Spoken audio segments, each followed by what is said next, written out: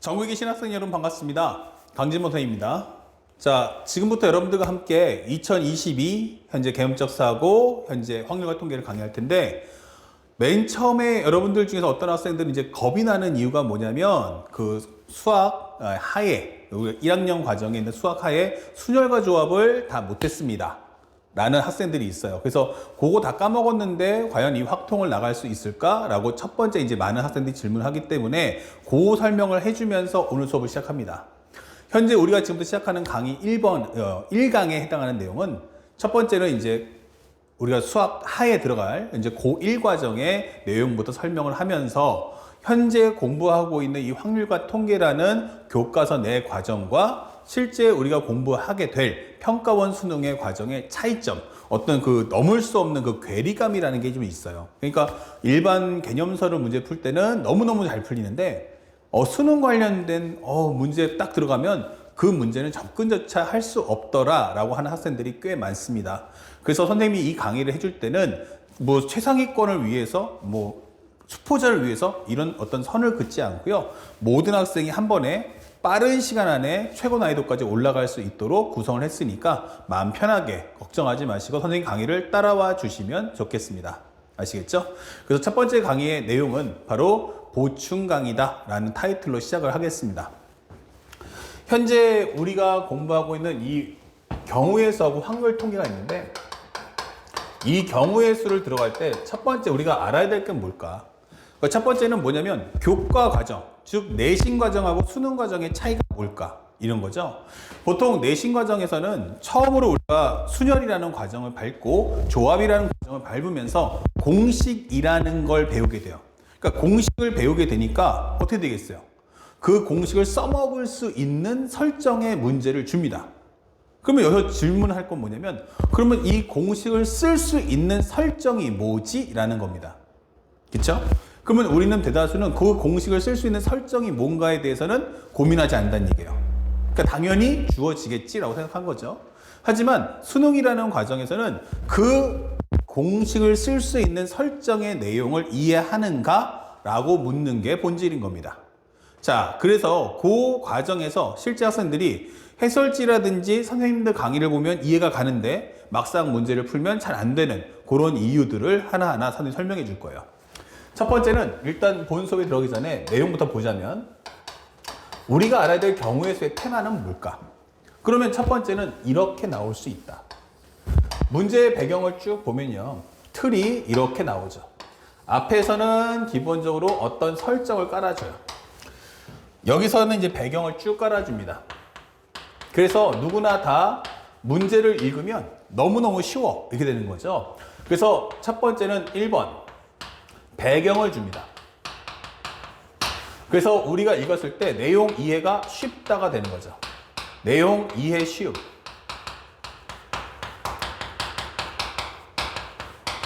왜냐면 출제자가 문제를 줄 때 처음부터 이게 무슨 말인지 이해하게끔 해줄게 라는 거예요. 그리고 가장 중요했던 것 중에 하나가 바로 시간의 순서대로 정리를 해줍니다. 시간의 순서대로 정리가 되어 있다. 그러니까 무엇을 먼저 하고 무엇을 나중에 할지에 대한 설명을 쫙 깔아줘요. 그러니까 어떠게 예를 들어서 뭐 주머니 안에 공이 9개가 있는데 그 공을 뽑았을 때 홀수면 동전을 5번 튕기고 만약에 뽑았던 것이 짝수면 동전을 10번 튕긴다. 이렇게 되는 거죠. 그러니까 읽어보면 공을 먼저 뽑을 거고 동전을 튕기는 건 나중에 하겠구나. 이런 설정들에 대한 이해를 충분히 할 수 있도록 자세하게 설명해 준다. 자, 문제는 여기까지 읽어보면 그렇게 어려운 내용이 아니다. 이게 되는 거예요. 자, 이렇게 설명을 해줍니다. 그러면 중요한 포인트가 뭐냐면 바로 이 내용인 거예요. 자, 여기에 뭐가 들어가느냐 하면은 바로 제한 상황이 발생을 한다는 거죠. 요게 가장 중요한 거예요. 이게 우리가 알고 있는 내신과 수능의 가장 결정적 차이. 바로 제한 상황이 발생을 한다는 거예요. 현재 요 과정이죠.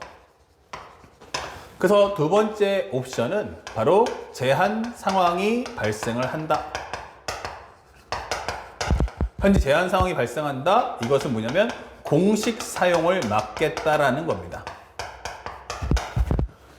다시 말하면 우리가 말하는 공식들은 또 하나 설명을 이제 자세하게 또 들어가겠지만 미리 설정을 잡아주면요.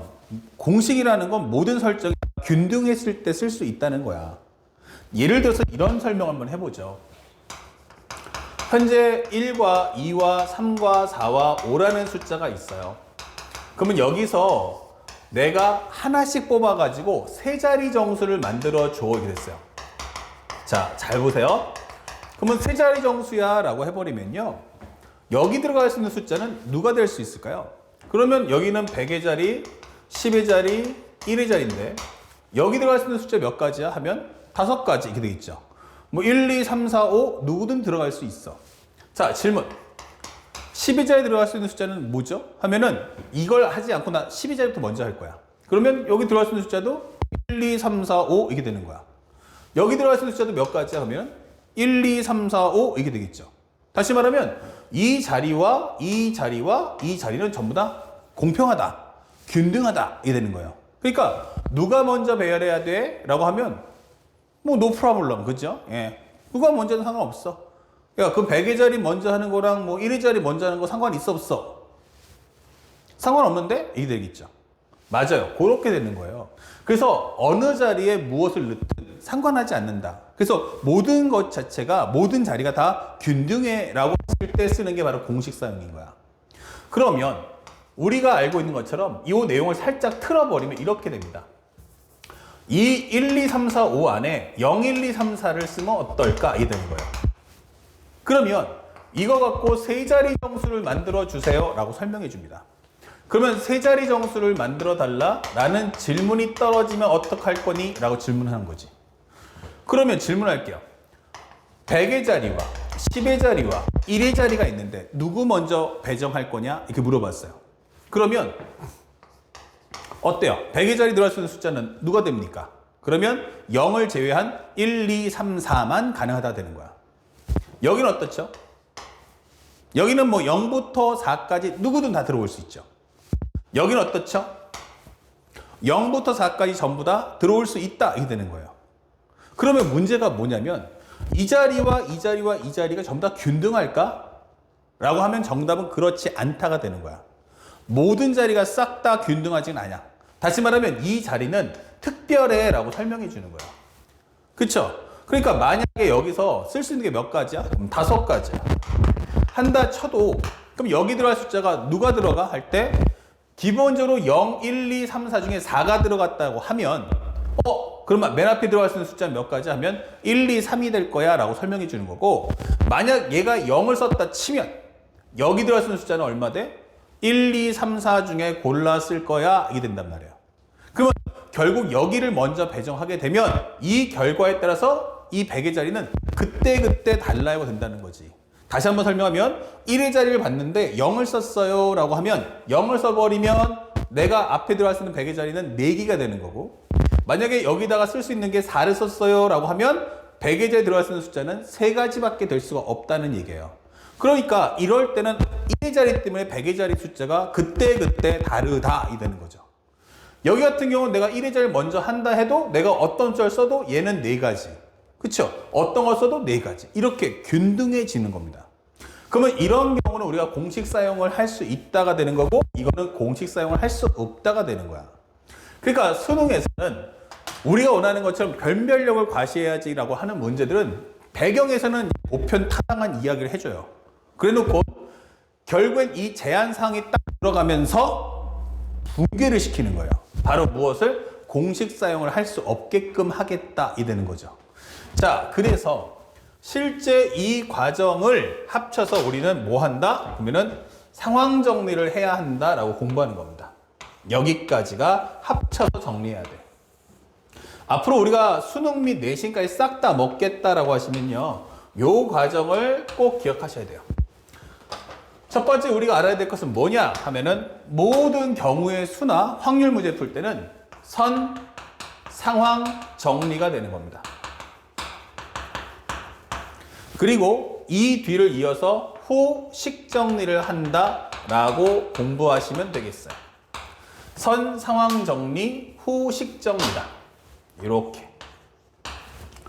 아니 그러면 선상황정리라는 게 뭘까라고 하면 아까 설명했던 거와 똑같습니다.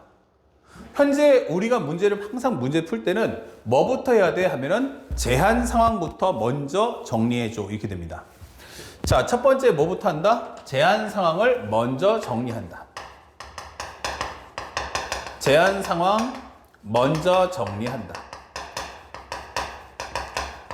예를 들어서 이런 설명을 한번 해보죠. 우리가 보통 문제를 푼다는 건 지금부터 공식을 써서는 안 됩니다. 공식을 쓰는 게 아니고 원리로 푸셔야 돼요. 그게 무슨 말이냐라고 생각할 수 있는데 생각해보면 이런 겁니다. 우리가 예를 들어서 보통 지하철이나 버스를 타려고 갔어요. 버스를 타려고 시외버스 터미널 가면요. 사람들이 쭉 하고 줄을 씁니다. 그쵸? 그래서 내가 예를 들어서 시외버스 타러 왔는데 641번 따로 왔어요. 641번? 근데 갑자기 사람들이 이렇게 줄을 쭉 서 있는 거야. 물어보겠죠. 이거 641번 타는 버스 가는 거 타는 거 맞습니까? 예, 맞습니다. 여기 다 641번이에요. 라고 하는 거야. 아, 그러면 이렇게 서 있다는 게 이게 온 순서대로 서 있겠구나. 라고 생각할 수 있죠. 그러면 선생님 같은 경우는 어떻게 돼야 돼? 저기로 가서 맨 뒤로 가서 줄 섰을 거야. 이렇게. 그리고 기다려야겠죠. 그러면 나보다 늦게 온 사람들도 내 뒤로 오는 겁니다. 자, 요게 시간의 순서대로야. 그러면 중요한 건 입장을 어떻게 할 거야? 라고 물어봐요. 그러면 입장도 시간의 순서대로 입장을 하게 되는 겁니다. 그쵸? 그러니까 맨 처음 온 사람들이 먼저 타는 거고요. 두 번째 온 사람은 그 두 번째 타는 거야. 세 번째 온 사람은 세 번째 타는 거죠. 바로 이 상황 정리를 잡아주는 게 수학인 거야. 그러니까 무엇이 먼저고 뭐가 나중이지? 라는 순서를 매기는 게 상황 정리야. 자, 그러면 상황 정리의 기본 원칙은 뭐지? 그건 바로 시간의 순서대로 정리하게 돼 있어요. 자, 시간의 순서대로 정리하는 게 맞아. 오케이. 그런데 이 제한 상황이 딱 들어오는 거예요. 이건 뭐죠? 하면은 바로 그렇지 않은 애들. 보통 일반적으로 모든 사람이 다 균등하다면 시간의 순서대로 하는 게 맞아. 아까 1, 2, 3, 4, 5를 세제정수 만들어줘 할 땐 100의 자리, 10의 자리, 1의 자리 뭘 먼저 하든 상관없을 때는 100의 자리부터 시간 순서대로 쭉 깔면 되는 거야. 알겠죠? 근데 난 100의 자리 싫고 1의 자리부터 할 거야 라고 해도 뭐 상관은 없어요. 자, 질문하는 건 뭐냐? 그렇다면 제한 상황이란 뭐냐면 그들과 다르다는 얘기예요. 나는 꼭 이 숫자가 필요해. 이런 애들. 아까 했지만 0, 1, 2, 3, 4가 있는데 100의 자리, 10의 자리, 1의 자리가 있을 때 1의 자리는 어때? 뭐 누가 와도 상관없어. 10의 자리 어때? 나도 상관없어. 1의 자리 어때? 난 상관 있어. 나는 무조건 1, 2, 3, 4 중에 하나가 와야 돼. 이렇게 된단 말이에요. 그렇죠? 그러면 여기서 가장 불편함을 호소하는 게 누구야? 100의 자리란 얘기죠. 그때는 100의 자리부터 먼저 정리해 주자. 이렇게 되는 거예요. 그래서 제한사항이라는 것은 행동 반경이 불편한 애들이다. 그러니까 걔를 먼저 해주자. 예를 들어서 이렇게 줄을 서 있는데 만약에 할아버지 할머니가 오셨어요. 백발이 막 풍성한 할아버지 할머니가 아이고 젊은이 여기 641번 맞아요? 예 맞습니다 할머니. 아이고 그럼 저 맨 뒤로 가셔야겠네. 그러면서 이게 막 부들부들 떠시는 거야. 그러면 우리가 보통 할머니 맨 뒤로 가세요 이럽니까? 아니겠죠. 할머니 그러지 마시고 맨 앞에 쓰세요 하고 양보를 하잖아요. 그러면 줄이 어떻게 돼요? 한 칸씩 밀려나겠죠. 그럼 나도 핸드폰 이렇게 보다가 갑자기 사람들이 밀려오니까 뭐지 하고 앞을 봤어요 이렇게. 그때 머리가 하얗시네. 아 할머니구나. 그렇지 뭐 먼저 탈 수 있지 하고 양보를 하잖아요. 왜냐면 젊은 사람들은 전부 다 몸이 다 건강할 수 있지만 할아버지 할머니들은 그렇게 몸이 건강한 편이 아니잖아. 어떻게 보면 육체적으로 따지면 이제 사회적 약자란 말이에요. 근데 그런 분들은 어떡하니? 먼저 앞에 세우고 먼저 입장시키는 거야. 또 임산부들. 쌍둥이가 있어요. 이럴 수 있잖아. 그러면 이런 분들 어떻게 하면 좋아? 예, 먼저 앞에 쓰세요. 예, 먼저 입장하셔요. 하잖아. 왜냐면 뱃속에 아이가 있으면 행동이 이제 힘드니까. 그 사람들 먼저 입장을 시켜주는 거라고. 아니, 우리가 그렇다고 해서 맨 뒤로 가! 이러진 않잖아요. 우리나라 문화에서는. 그래서 보통 어르신들 또는 우리가 알고 있는 임산부들, 이렇게 몸이 좀 불편하신 분들 먼저 타라는 거죠. 그래서 보통 가장 많이 쓸 때가 언제예요? 비행기 한번 타보신 분은 알겠지만 비행기 탈 때 뭐예요? 대한항공입니다. KE667기 지금부터 탑승 시작합니다. 이럴 때 뭐부터 해요? 사람들 줄 쫙 쓰지만 뭐라고 합니까? 혹시 이 중에서 임산부나 사회적으로 기부진 사회적 약자 혹은 쉽게 말하면 육체적으로 좀 불편하신 분들 먼저 앞으로 나오셔서 먼저 탑승합니다. 노약자나 임산부들. 그렇죠? 그러면 이런 사람들 먼저 입장시켜 주는 거예요. 그렇다고 해서 우리가 뭐라고 합니까? 아니죠. 저들이 먼저 타도 괜찮다는 거죠. 그렇죠? 그러면 원래는 이 사람들이 늦게 왔어도 그래서 우리 줄 쫙 서 있어도 이 사람들이 불편하다면 이 사람들을 먼저 정리를 하고 나중에 시간의 순서대로 가는 겁니다. 그러면 문제를 풀 때도 가장 중요한 건 제한 상황을 먼저 정리해서 저들이 들어갈 때 좀 여유 있게 안정화될 수 있게 만들어 달라는 거예요. 그러면 제한 상황이 끝나고 나면 그 다음부터는 뭐하냐? 바로 시간의 순서대로 정리하는 겁니다. 시간의 순서대로 정리한다. 이렇게 되는 겁니다. 그래서 이 기본 마인드가 장착이 돼야만 우리가 수능 문제를 풀 수 있고 또한 확률과 통계라는 과정을 제대로 공부할 수 있다는 거예요. 아시겠죠? 그래서 항상 시계 순서는 제한 사항 먼저 정리하고 그 다음에 시간의 순서대로 흘러간다. 이렇게 되는 겁니다. 알겠죠? 그러면 이것을 바탕으로 해서 현재 뭐한다? 식정리한다. 그렇죠? 이것을 바로 연산하기 이게 되는 거죠. 오케이? 그러면 요 설계도만 만들어지면요. 그 다음에 이 작업하는 건 그렇게 어렵지 않다라고 보여주는 거죠. 예, 연산하기라고 위에 써 있으니까 살짝 지어봅니다. 이렇게. 그래서 결국 경우의 수 확률의 가장 주 포인트는 뭐냐면 바로 이 설계도를 짤 수 있겠습니까? 라고 묻는 게 하이라이트인 거예요. 아시겠죠? 자, 그리고 실제로 우리가 경우의 수를 배우면요. 기본적으로 우리가 합사건, 곱사건, 수용도가 있고요. 그 다음에 곱사건 내용 중에 중복을 허락하지 않는 순열, 중복을 허락한 순열, 원순열, 같은 문제 나올 순열. 조합도 정확히 말하면 중복을 허락하지 않는 조합, 중복을 허락하는 조합, 그 다음에 또 하나가 분할. 이렇게 배운단 말이에요. 그러면 지금 말로만 해도요. 나오는 게 벌써 공식이 10개란 말이야. 근데 10개를 가지고 문제를 낼 때는 한두 문제밖에 못 내요. 그러면 10개의 공식을 냈는데, 배웠는데, 문제를 한두 문제 낸다는 것은 말이 안 되잖아. 그러니까 어떤 공식을 썼고 어떤 공식은 못 쓴다는 얘기야. 어쩌지? 라고 묻는 거죠. 자, 이때 실제 그동안 출제자의 입장에서는 어떻게 얘기했어요? 하나의 공식으로 한 문제를 내는 게 아니고 하나의 문제 안에 두세 개 혹은 많으면 네 개의 공식을 동시다발적으로 써야 한단 말이에요. 이 공식을 동시다발적으로 쓰게끔 나는 출제하겠다라는 거예요. 그러면 우리는 어떤 과정까지는 1번 공식, 어떤 과정은 2번 공식, 어떤 과정은 3번 공식, 어떤 과정은 4번 공식 이렇게 순서를 매겨줘야 한다는 거죠. 맞아요. 그게 제일 중요한 겁니다. 그리고 가장 또 하나 키를 알려준다면 최근 수능의 가장 중요 포인트인데 한 가지 정리할 때마다 예시문을 만들어 표현한다. 예시문을 만들어 표현한다. 자, 이 과정이 대단히 중요해진다. 이게 되는 거예요. 사람이 하는 것 중에서 어떤 사람은 이런 사람들 있죠. 멀티 기능이 가능해서 한 번에 막 두세 개를 동시다발적으로 하는 친구도 있다면 어떤 친구들은 한 가지 일에만 집중하는 친구들이 많아요. 그런데 지금 방금 설명했다시피 문제에서는 세네 개의 공식을 준다는 건 세네 개의 설정을 주겠다는 거야. 그러면 나는 1번 설정을 하면서 머릿속으로는 2번도 해야 되고 3번도 해야 되고 4번도 해야 돼. 그럼 이게 설정을 잡아주다 보면 깜빡깜빡 놓친단 말이에요. 그래서 가장 중요한 키워드 중에 하나가 한 가지 정리를 할 때마다 예시문을 만들어서 반드시 표현해 주셔야 됩니다. 이게 최근 수능에서 가장 핫한 내용입니다. 그래서 이 과정을 우리가 놓쳐서는 안 된다라고 설명해 주죠.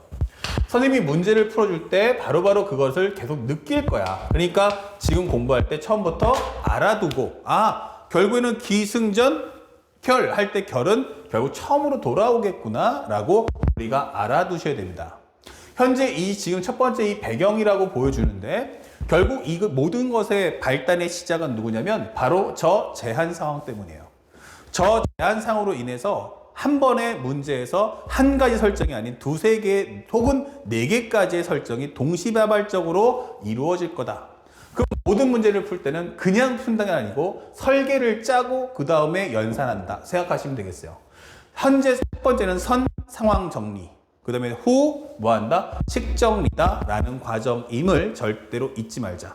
이게 바로 확률과 경우의 수의 가장 중요한 메인 테마다. 그래서 가장 중요한 걸 첫 번째 1강에 우리가 첫 번째로 알려드리는 거니까 놓치지 말아야겠습니다. 아시겠습니까?